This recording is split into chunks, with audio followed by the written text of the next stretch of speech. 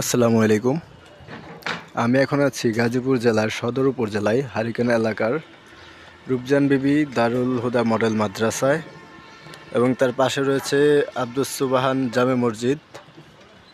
তো আজকে সেই মসজিদে আর কি একটা মানবতার বন্ধন স্বেচ্ছাসেবী ব্লাড ফাউন্ডেশনের উদ্যোগে একটা ইফতার মাহফিল আয়োজন করা হয়েছে।